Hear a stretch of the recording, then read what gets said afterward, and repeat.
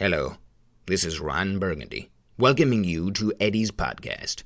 Nothing less than a magnificent show, hosted by Eddie Stevens and his much better half, Jackie. Are you ready? I sure as hell know I am. So all you have to do is sit back, relax, and enjoy the show. Oh, and don't forget to subscribe to this magnificent podcast. Just go to www.eddiepodcast.com and click that subscribe button. And welcome back to Eddie's podcast. Today, we have a very special guest, Carrie Burns, the co-founder, CEO, and chief movie buff of Atlanta Movie Tours. Carrie, are you with us? Hi, I am with you. And if you notice, we also have a guest interviewer today, my lovely wife, Jackie. Hi, how are you? I'm doing pretty good. You guys ready to talk about movies? Yes, I am. Before we get into the company that you founded, Atlanta Movie Tours, let's talk about your neighborhood a little bit, because I think that's where this all came out of. You live in kind of a unique area in Atlanta called Castleberry Hill.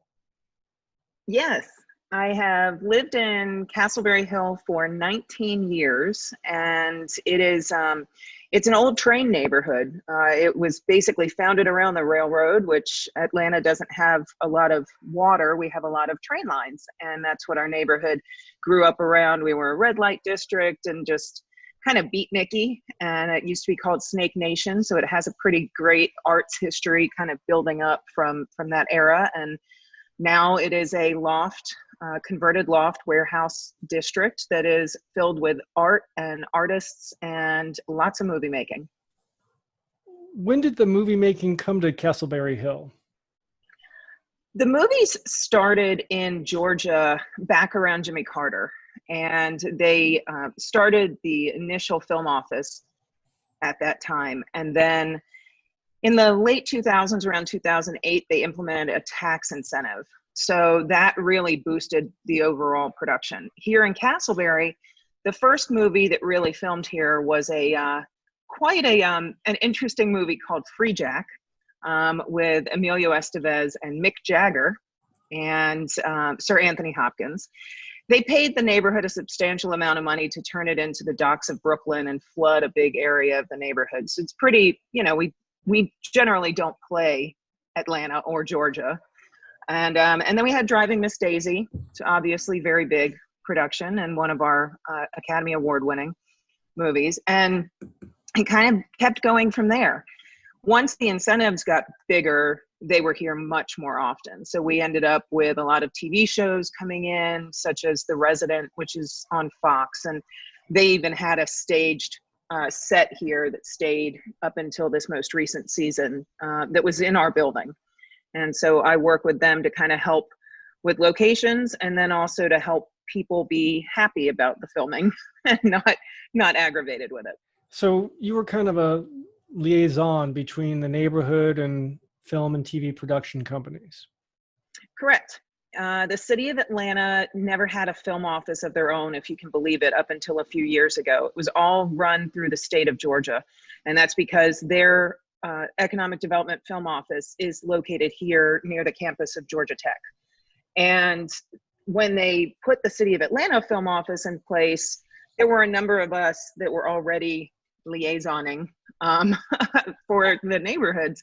And they put that into a little bit more of a structure. So now they want a liaison in every neighborhood who can really help be that communicator. There's going to be even more things that come out of that program this year. We've been having virtual meetings. We've had location scouts and different people come into those calls to see the best way that we can all help make that whole process a little easier.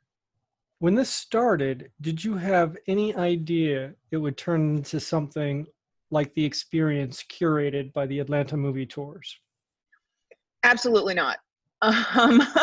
For a little while, even though I was helping with locations, I don't think I grasped the scope of film in the city and in the state until, I was watching California with Brad Pitt and Juliette Lewis, and all of a sudden they panned the side of a building and showed David Duchovny's loft.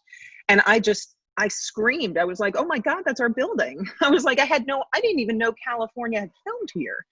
And so we went back, and the brick pattern on our building from 1927 is pretty distinct. And it was before it was converted, and the windows were all smashed out, and so that kind of started that kind of passion for that. And then when Walking Dead came in here, that really kind of shone a pretty big spotlight on fan bases around the TV shows and movies that are here. Atlanta Movie Tours curates experiences. What does that mean? So we are 100% fan driven. We're fans of movies, of TV shows, of Georgia film, of the whole process. And a lot of what our guests are looking for is an experience that they can't get anywhere else. And so whether it is our traditional bus tours or the new virtual tours that we're doing, our goal is to give them an experience that they can't necessarily get on their own. And one of the main ways we did that was our guides are actually working on set. They are background artists, extras. They are precision drivers, stuntmen, production assistants, and they're all aspiring to do more in that field. So we're kind of that intermediary, and they have great stories and they're super entertaining. What interesting way to repurpose people kind of in their occupation and find out other ways for them to be engaged and maybe have another stream of income. Absolutely. When we first got started, I knew absolutely nothing very little about film and virtually nothing about tourism. So why not do something new? And so I said to my business partner at the time, I said, I'm gonna go to the ones that I know. And I went to On Location Tours in New York, and Georgette is now a very, very great partner of ours in being able to work together. And we actually have an association of tours for TV and movie locations all around the world. And we have had some calls during this time to talk about what all of us are doing. So it doesn't matter if it's San Francisco or London, we're all dealing with the same thing. And she gave us some great advice on how to get started. And she was much more, I'd done these types of tours in California and in LA, and I loved the ones in New York. I had done the Sex and the City tour and their Central Park tour. And I was like, what's the worst that happens if I ask her if she can give me some advice and mentor us a little bit in this? If she says no. And so she didn't say no. And we went up and met and talked about it. And they do something similar. And up there, again, it's the idea that you're kind of a struggling actor and you're a bartender or you're a waiter or waitress, and then you're also a tour guide. And up there, that's much more prevalent than it is here. But now that's obviously picking up with all the filming that happens. How big of a company is Atlanta Movie Tours? So we started in 2012, and we ramped up very quickly to have a number of guides. We continued to expand our tours, and we had a retail shop that we opened up for merchandise and things like that, souvenirs that people could get that were all based around Georgia film or things that we made. And up until recently, we were 18 employees. 18 employees and somewhat approaching on $1 million company. And we've had to scale back, obviously. But even with our team being furloughed, they are an absolutely amazing team. We're on Slack every day. We try to keep everybody engaged as much as possible and continue to work on things like the virtual tours and a timeline through this. But we ramped up pretty quick, and I have just a great team. And now we're all going through the COVID pandemic, and it's affecting everybody in different kind of ways. And I can only imagine it's brought a halt to your tours. It has definitely done that. With Georgia being one of the states that is open,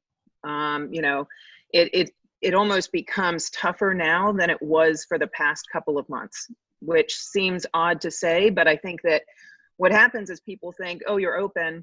They said you can open up movie theaters, you can open up all of these things, and there's guidelines that go with that. Well, those guidelines are so stringent that really the cost associated with doing that would put us out of business quicker than if we did what we're doing right now and pivoted into things like virtual tours that could really outlast a pandemic like this. So even when our bus tours come back, we can still do virtual tours so people around the world would be able to do these tours. And that's probably one of, our main things, is that even if we can find a way to keep the guests safe, we've got to keep our guides and our drivers safe, and working a lot with our transportation companies to see how they're doing things with electrostatic sprayers and ozonators, so that we can maybe come back a little more quickly than our estimated timeline. But yeah, we basically now our retail shop is closed. It has been for some time, but it actually is being vacated right now. And I don't know that we need one. Most tour companies in the world don't have a retail shop.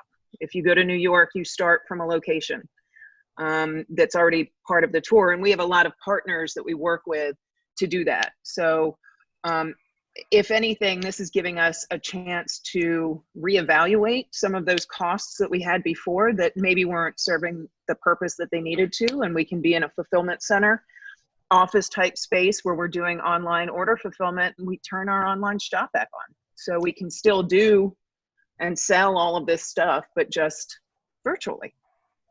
The cost of a brick and mortar operation only adds to the overhead. So I think that's a pretty smart direction. And from my own profession, I'm an attorney, and I can definitely see how my profession is going to change. I didn't even know what Zoom was before March 25th. And I sure wish I had bought some stock in it, because it must be the most popular teleconference platform, certainly that lawyers are using. And I just finished a trial where the entire trial was done by Zoom. So I think I agree with you. I think we're going to see lasting changes from this. It's just changing how we do things, and it's bringing all these old dinosaurs into more of a digital age, by necessity. We're dragging them in. They no longer have a choice. This is what we're finding with the yoga studios as well. As you were saying, Carrie, at some point you're going to reopen physically, but potentially maintain this virtual presence. And that's what the yoga studios are finding as well. They're going to maintain these Zoom classes, even if they reopen a physical building, which a lot of them are not going to do. They're just going to do Zoom classes. I agree. I think, again, you're reaching our audience. People would always ask, what's your target audience? And it's very difficult when you cross fan bases going from Gone with the Wind to Marvel and Walking Dead and Stranger Things. It's very difficult to say that we have a specific target audience. Well, now our target audience isn't just people who are coming to Atlanta. Our target audience is the world. And there are fans of The Walking Dead. Everybody knows that The Walking Dead, the fan base, while it's diminished over the years, that fan base is huge, and it is definitely worldwide. South and Central America and Germany, it's massive. And Gone with the Wind with Asian cultures, they just have this huge passion for Gone with the Wind. So now we can really look at doing some fun things with that.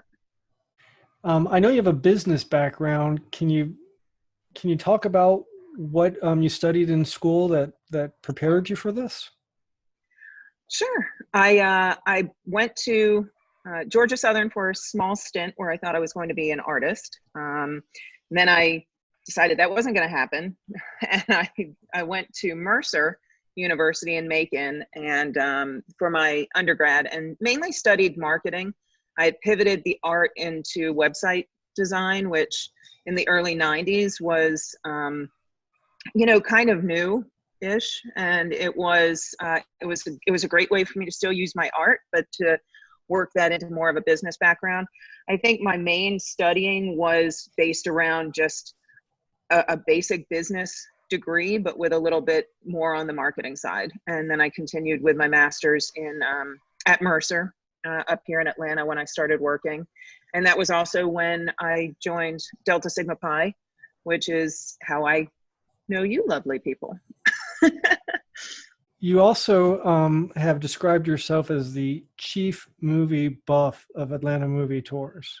So we decided we all needed kind of fun titles when we got started. Somebody had to be on paper, CEO and president and everything. But so we just always came up with these fun names. And so my co-founder was she was something involving television. So I was the movie side of it. And I would say that I'm divided on if I'm more of a movie fan or a TV fan, but I'm probably more of a buff when it comes to the movies. And I love all of the everything that goes into overall film production, but the movie releases, the big premieres, all of those types of things are just so exciting. And we continued that with the names. Our director of operations is now the doctor of, oh my gosh, I have to whatever it is, it's cinematology, which I don't believe is even a word. And people will call her Dr.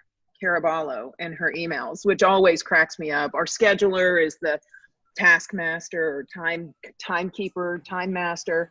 So we kind of keep that going. I think our quality assurance manager is the ambassador of Quam. So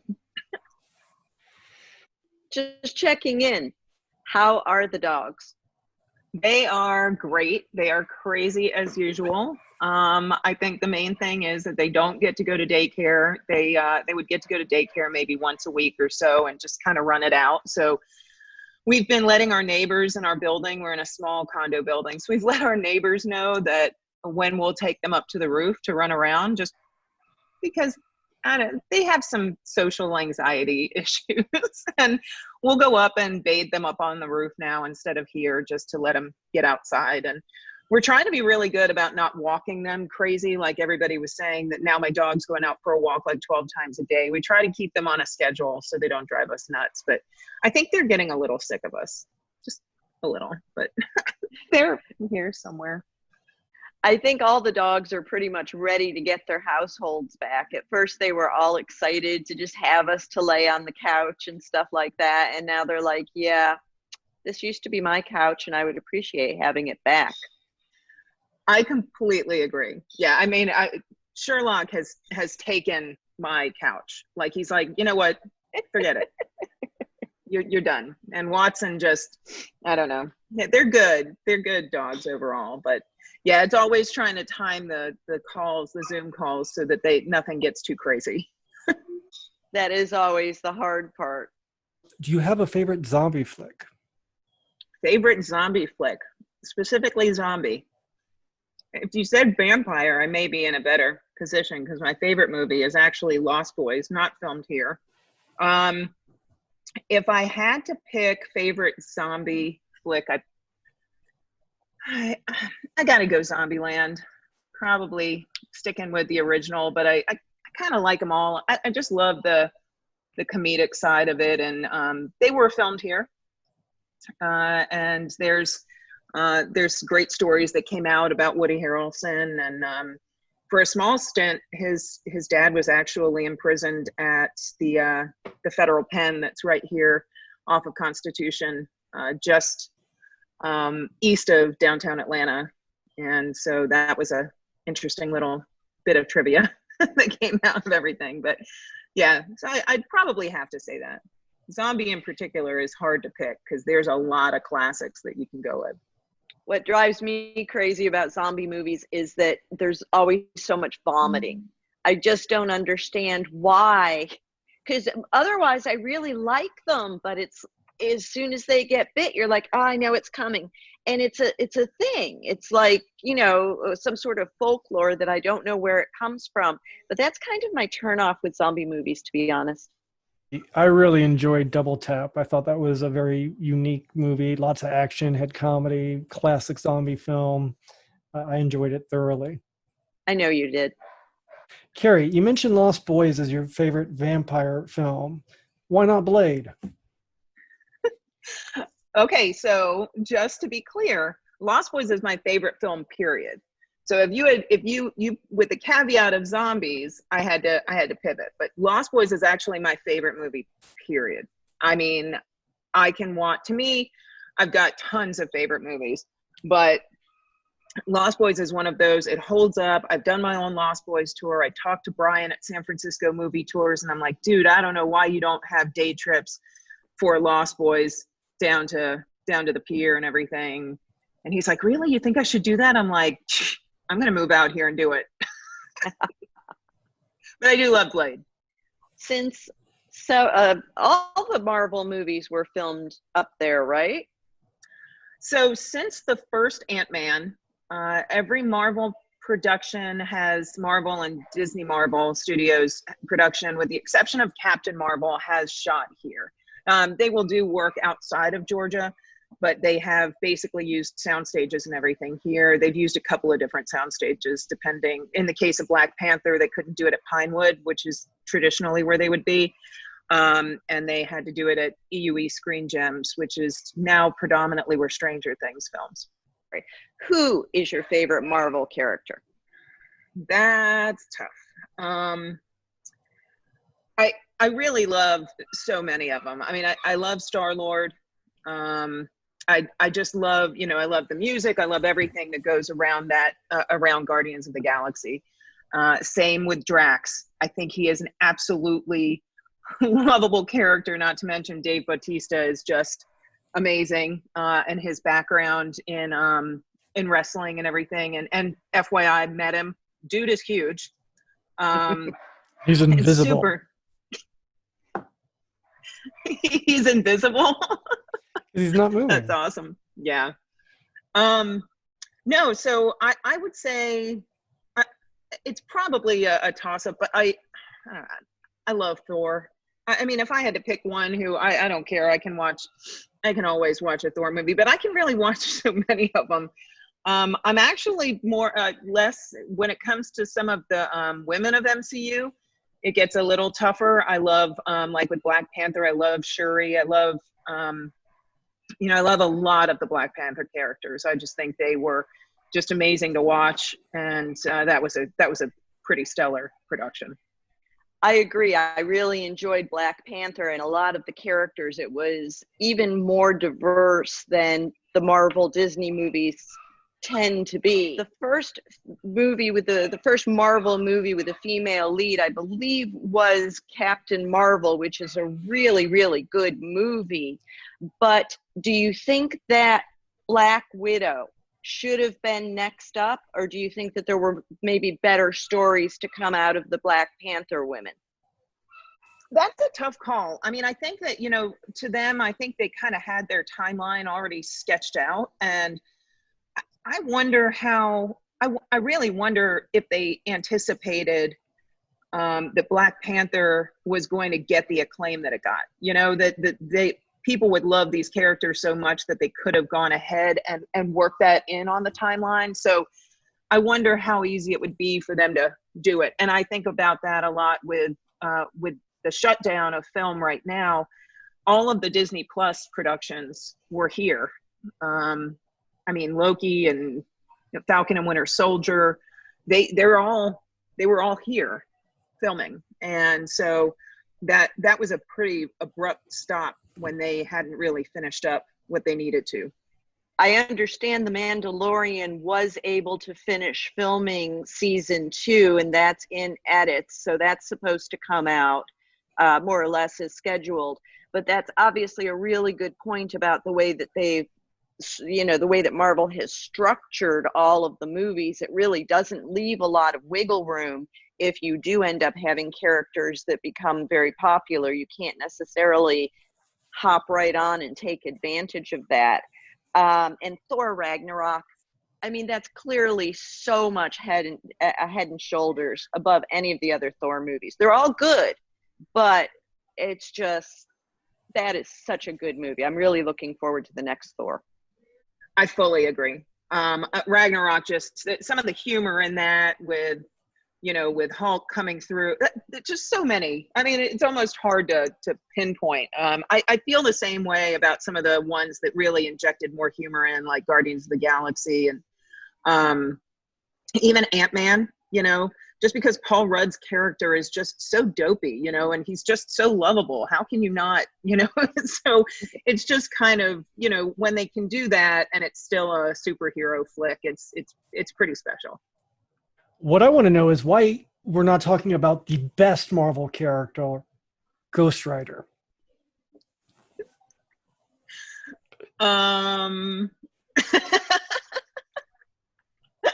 You don't like Nicolas Cage? Come on. Johnny Blaze. So I won't say I don't like him. The comic books were so much better. I would agree. Eddie keeps telling me that I haven't read the comics. The only exposure I have is literally that movie. And I don't want any more exposure. I'm good. I'm all right on Ghost Rider. The movie sucks. The comic books are awesome. I love you. I know. Going to the music, which you said was a really big part of what you liked about Guardians of the Galaxy. And you actually, I think, just helped me understand something. I really like the lighter, funnier ones as well. And I don't like, especially the early Captain America movies, which were kind of dark and heavy. And I think I just kind of figured out that that was part of the reason, because some of the later movies have such a better sense of humor. But getting back to music, which you said was part of what attracted you to some of these movies, for you, what band defines the 90s? You know, basically late 80s and early 90s, it was all INXS. I mean, INXS it basically ruled my world. And I believe it was, you know, Kick was late 80s, and then it was X, and Welcome to Wherever You Are. And I think that all of those songs just kind of defined, and there isn't an album that they had that I didn't love. And I saw them in concert 4 times, and it was the first concert I'd ever seen. So definitely INXS. I had all the cassette tapes. I remember especially the cassette tape for Kick. That was just, yeah, I think I had a couple of them actually. I wore it out. Yeah, I even, I was digging through, or, you know, during quarantine and everything, we've been cleaning things up, and we haven't really done our storage room, but I was going through and I have my entire portfolio of things that I did, artwork. And I even had some stippled paintings of Michael Hutchence and Val Kilmer playing Michael Hutchence and everything. So it was, you know, all of these different just artwork around it. I even made like a little tour book for INXS with all of different scrapbook kind of things. So it was definitely defining. Are you telling me you created a tour book for INXS on your own? Yeah. I did a cover. I have all the things, everything inside. I had lyrics down in there. I had tour dates, and yeah, I did that. Did you find it interesting that Captain Marvel was a Nine Inch Nails fan? Yes.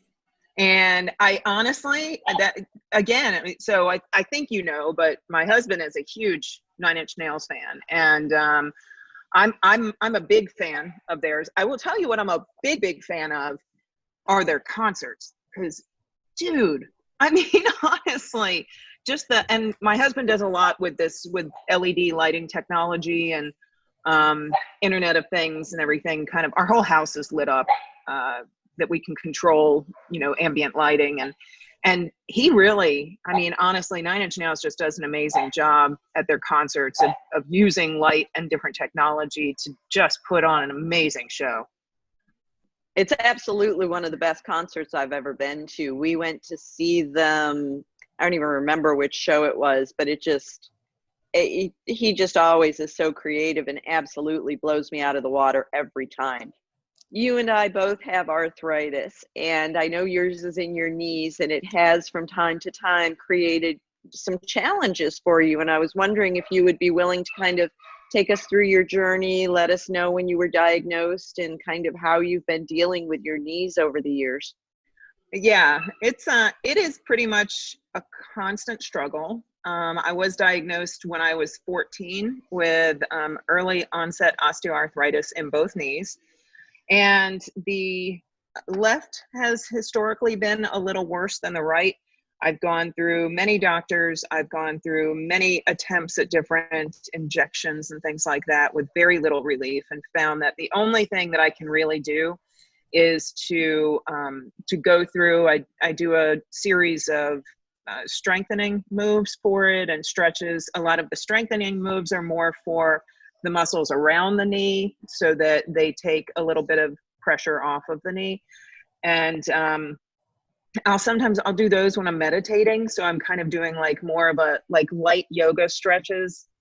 And then I do I do a series of things like turmeric, which is great for the inflammation, cherry pills, and cherries in general, which is great for inflammation. I know a lot of people use that for things like gout as a more natural remedy. But turmeric, fresh turmeric, fresh ginger, I do like shots of that. I juice it. And just kind of trying to, honestly, the biggest thing that you can do for it is get weight off. Because 1 pound takes off 5 pounds or puts on 5 pounds of pressure on your knees. And that's a big deal. So that's the main focus. I've never wanted to consider knee replacement surgery or anything like that. I just don't necessarily feel like it's gonna, be a great solution for me, and my doctor doesn't feel that way either. So, yeah, I just keep working through it. How about you? It's really about the same. You really find, or at least I've found as I've gotten older, that it really is like a day-to-day maintenance thing. It used to be more like, oh, it's Wednesday, I'm going out on Friday, let me do some sit-ups so I'll look cute. Now it's like, every day you have to stretch, you have to do something to strengthen. You have to remember to take your supplements. And I've done I do some essential oils. I have pretty good luck with topicals, and with some of the oils, I don't go too crazy with them. Topicals have been really, really helpful for me. I've found that helps a great deal. Heating pads, but it's really the stretching and the strengthening, and they go together, and finding that balance of relaxing and taking care of yourself and getting the appropriate movement. Because if you just sit, you're just going to lock up, and it doesn't feel good at all. So yeah, it really is a constant thing, and it is a matter of kind of pushing through it. And I know I've done some really crazy things over the years to try to heal myself. I had restless leg, and at one time I slept for a week with a bar of ivory soap underneath. It's some kind of, I can't say it didn't help though. That's the funny thing. Have you ever done anything, had anybody do anything to you or done anything unusual to try to help yourself? I've had some people suggest acupuncture and things like that, which I've never really gone that route. I do the heating pads. I do a combination. I find the ice packs work a little bit better because it is more of an inflammation thing for me. And I would say, CBD, I have a great source here for a CBD lotion that I put on it each night. I put on both, and I do, good massages for them. That seems to work really well, especially if I'm consistent with it. So other than that, just some of the injections that I tried that just, you're suffering through the injection and then getting absolutely no relief, and they can't say why. So yeah, it is interesting. I've been there. The shots never did anything for my back. And, they always have an answer that always seems to involve more shots. I had a shot in January that didn't do anything. And when I went back to the doctor, he said, okay, then we're going to give you 3 shots this time. And I'm like, but it didn't, and it made some things worse. And it just, what? Why? So these shots seem to be kind of one of the biggest tools that doctors have, but if they don't work, then you're kind of out of luck. The CBD has definitely been helpful. That really helped me for a long time as an anti-inflammatory, because I can't really take daily anti-inflammatories. It will make my stomach crazy. But the CBD was a tremendous anti-inflammatory. I'm glad you found a routine that helps you and that you're feeling some better. How about weather? Do you find that really affects you? Absolutely. Oh yeah. I can tell when it's going to rain, and when it's that rain and cold and everything, that's just miserable. I don't handle rain and cold anyway. So especially for the knees, it just makes it that much worse. I agree completely. Anytime we're any place where the weather's getting chilly, like chilly to me now is like 60-ish. It's just, or if the barometric pressure is really dropping because there's a hurricane or some sort of weather system coming by, that's pretty horrific.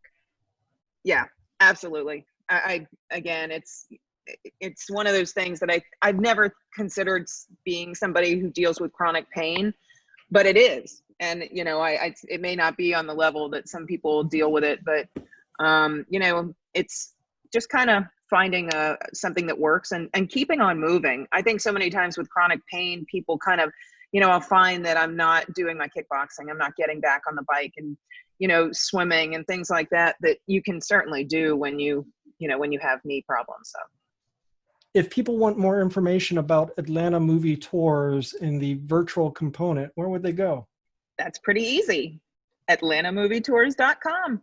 And on social media, we are ATL Movie Tours on all social media platforms. And when you get to our website, there is a section under tours or on the homepage about Georgia Film and Chill, which is our virtual tour component. We have one out right now, which is the best of Georgia film. And then we have a Walking Dead based virtual tour and a Stranger Things based virtual tour that are most likely dropping within about a week or so. So we're trying to roll them out pretty quickly, with most likely Marvel, our hero tour.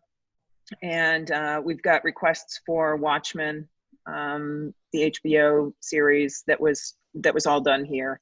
And we actually started working on that for a bus tour prior to all of this. So we're going to look at doing things like that. And then what's nice is we can expand outside of our current footprint down into Savannah and Macon and Augusta and Columbus, all of these other areas where they film. So it'll be interesting. Are you aware of who did the score for that? The score for Watchmen? What? It was Nine Inch Nails, wasn't it? It was Reznor. It was Trent Reznor and his composing partner, Atticus Ross. So it's a Nine Inch Nails product. Oh, yeah. We had a blog post that we did.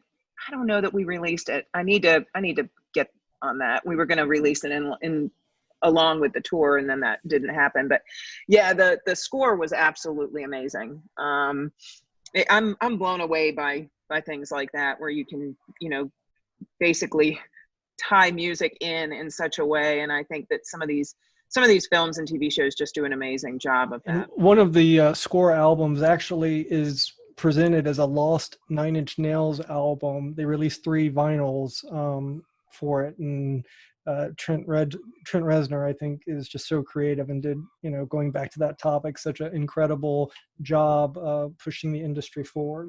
Carrie, I'd like to thank you for being our guest today. We learned a lot of stuff. You love In Excess. Lost Boys is your favorite film, and you are following your bliss, and it turned into a lovely career. And we can all go back and visit you virtually at AtlantaMovieTours.com.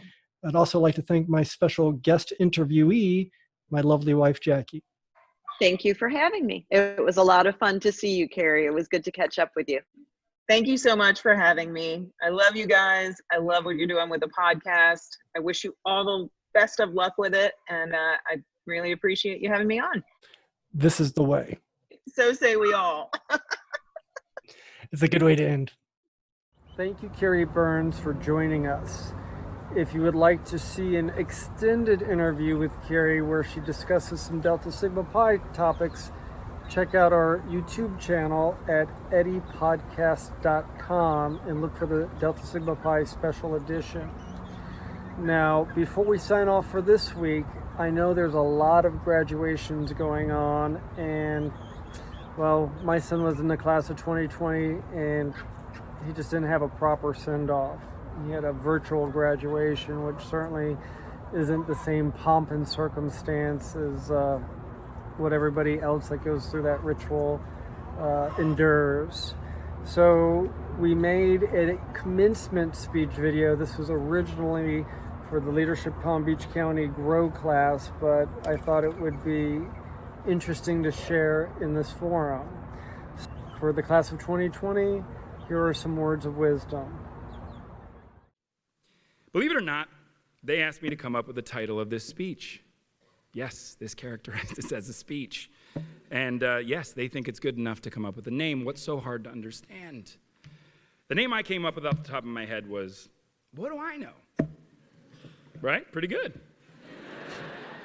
And oddly enough, that line went from being some jokey device I was using to deflect my own fears of being up here to a genuine challenge to myself. What do I know that I can tell you guys about that could possibly illuminate the future that stands in front of you? By the way, I'm sporting the hat. It ain't coming off. You can spend your whole life imagining ghosts, worrying about the pathway to the future, but all there will ever be is what's happening here, and the decisions we make in this moment, which are based in either love or fear. So many of us choose our path out of fear disguised as practicality. What we really want seems impossibly out of reach and ridiculous to expect, so we never dare to ask the universe for it. I'm saying I'm the proof that you can ask the universe for it. Please. I wish I could tell you that there was a trick to avoiding the screw-ups, but the screw-ups, they're coming for you.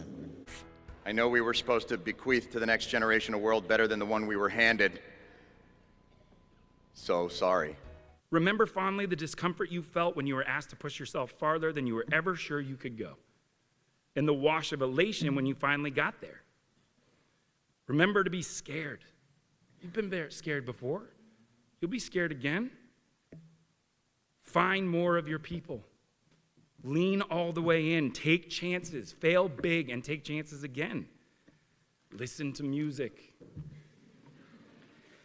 Remember to believe in something and fall in love as many times as it takes. And remember, before you do something special, just do something. My father could have been a great comedian, but he didn't believe that that was possible for him. And so he made a conservative choice. Instead, he got a safe job as an accountant. And when I was 12 years old, he was let go from that safe job. And our family had to do whatever we could to survive. I learned many great lessons from my father, not the least of which was that you can fail at what you don't want. So you might as well take a chance on doing what you love.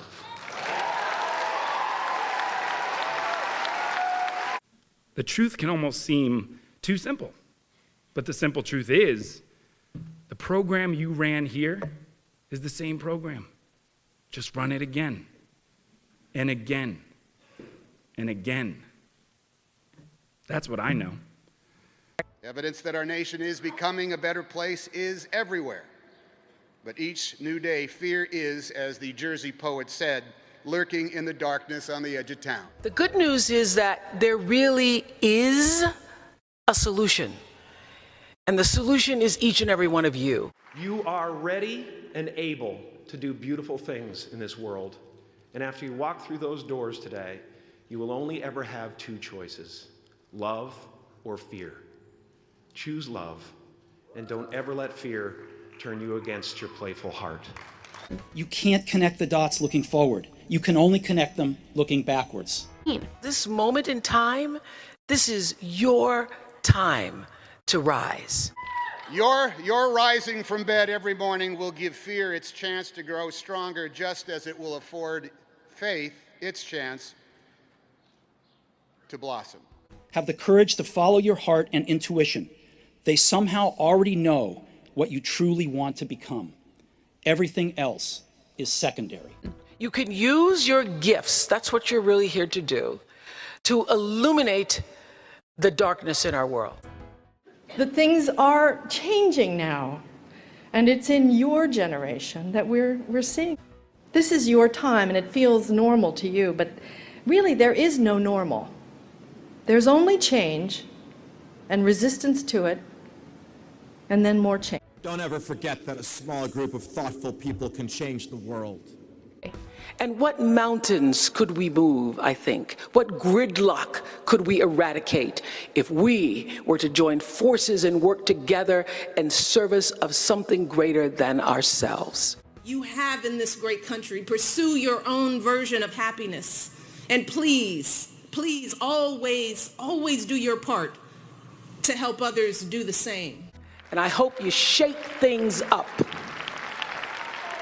And when the time comes to bet on yourself, I hope you double down. If I leave you with anything, I'm going to leave you with these two words.